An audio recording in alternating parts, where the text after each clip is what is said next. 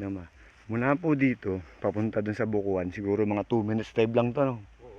Bukuhan po, andun lang po yung Bukuan sa kabilang kalsada, sa kabila. Bago po sumapit ng Bukuan, papasok po tayo dito. Ito po yung 1.1 hectares, ayan po. Papasok po sa sakin dyan, ha. Tapos ito naman po yung right of way. Yung bahay na nakikita mo, nasa likod lang po yung property. Yung 1.1 hectares. Kung ang gagawin nyo lang po ay ito, ayos silang papapalakihin lang po yan. Makita nyo. Tara po, tingnan natin ang loob ng property. Umaga po mga kasama. Dito po ang start ng property. Ayan. Ayan po yung right of way. Pasok po sa sakin dito kung mapapansin nyo. Kasi andun po yung barangay road. Ayan. Hindi pa naman po siya sementado. Ano po siya, rough road po siya. Napapansin. Kung mapapansin nyo po, may mga bakod na po dito. May-ari nito. Ito po right of way po ito. Pero ito po yung property. Ayan po yung property. Ayan po ang daan, pinaka-boundary yan. So, ganun. Ayan. Ganun po yan. Ito po yung 1.1 hectares mahigit. Ayan, flatland po ito. Kung pag-aalagaan lang din po ng mga manok, kung kaya yung aso na pagbibreed, ganda po ito kasi may kasapit bahay kang may farm. Ayan, may farm po dyan. Tsaka po ito ay siguro ang layo sa Bukuhan ay 2 minutes drive lang mula sa Bukuhan ng Ginyangan. Yung Bukuhan po dito sa yan. Yan po yun. Yan po yun. Yan.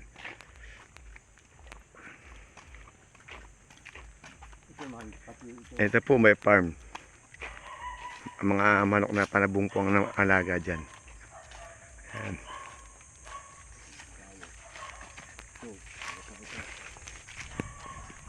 Ito po hangganan. Yan, ito po hangganan. Yung bakod na yan. Pag ganun. Pupunta po kami dito sa pinakang loob ng property.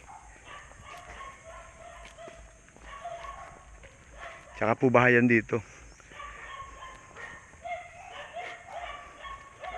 Ayan, may mga alaga pong kambing dito. Ang ganda.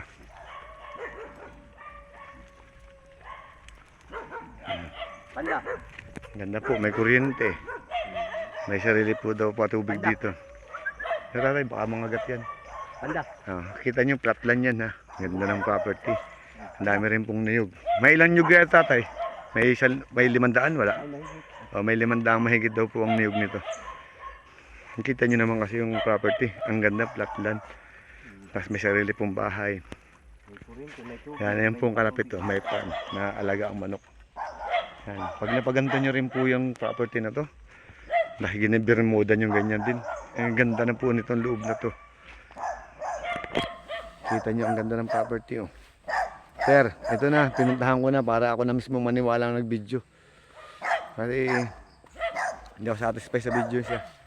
Ito po, nakita nyo ngayon ang ganda ng property. Kasama itong bahay na ito. Kasama po yung bahay na yan. Yan. Ang tubig dito, may kuryente. Mayroon po doon yung deep well. May deep well na po. May deep well po. Yan. May ilang tanim pong kalamansi. Kalamansi po ba ito? May mga kalamansi pong tanim. Yan.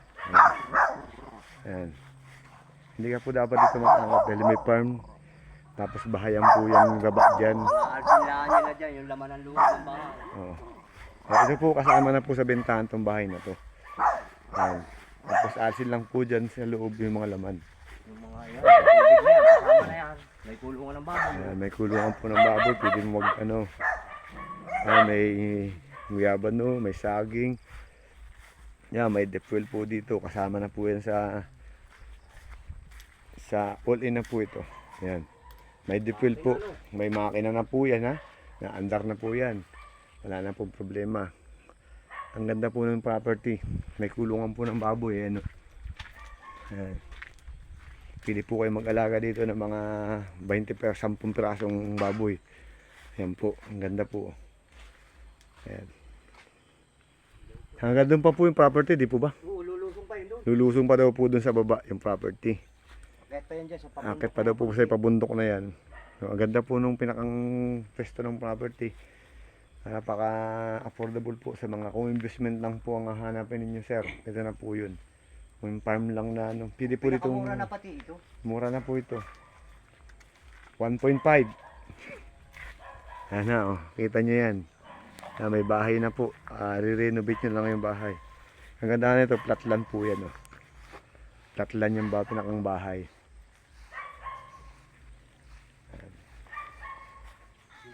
Ayan, may mga alagang kambing sila. Oh. Oh. Kambing lang ang lagaan nyo dito. Kambing, baka, baw. Ayan oh. Ang ganda ng pwesto. Kapantayan po yan. Ang dahil po ng tanim na kalamansi. Ano. Tapos may ano po, may satellite. Ang gandahan niya, mayroong ang kalapit na farm. Ayan, farm po ng maanukan yan. Ayan, may mga kalamansi po. Ang dahil mong kalamansi na tanim. Namumunga na pati, aanihin ng kalamansi ay. Saan ka pa? Kabili nyo na po ito, sir. Ma'am, mga retiree. Title po ito. Matured Loa. Kompleto na po. May certificate of title na po. Galing sa RD. May kuryenta. May kuryente. Anyog po yung nasa 500 plus. Ayan. Dikit po ito sa right of way. Talagang pagbaba mo ng sasakyan, pwede mo pong ipasok dito yung sasakyan sa loob dito. Ayan, kung gusto mo dito. Napaka-affordable po nitong na to na farm na to. Kaya at saka sa nyug, hindi galugi, ang dami. Wala ba ibang good lumber dito, tatay? Wala. Anong mga nyo, ano matan? Mahogani. Mahogani, meron daw po mga mahogani. Kaya may mga dapo, ganda, ayan. Kaya napaka-affordable po, parang pasok na pasok po ito sa hanap ninyo. Yung mga senior citizen na gusto lang po mag-farming, dito na po kayo pumunta. Napakaganda po nito. Pwede pong doon nyo ilagay yung bahay. Doon sa tabi ng kalsada kung ngayon nyo. Pero kung gusto nyo po, dito rin po kayo magpisto. Tapos, papasok naman po sa sakan dito kasi andun yung kalsada, papasok dito. Pwede namang butasan nyo. Kanila naman na yun. Oh, inyo din naman po yung kantong yun. Di gusto nyo, doon nyo na ilagay yung kalsada. Yung papasok, o kaya hindi na kayo papunta rito. Doon nyo nang simulan papasok pa ganun panabi. Ayan po, may sukat na po ito na sir. May lot na kaya. Ang ganda pati. Oh, napaka-affordable talaga. Namumunga na yung mga saging. Nabili niyo na po.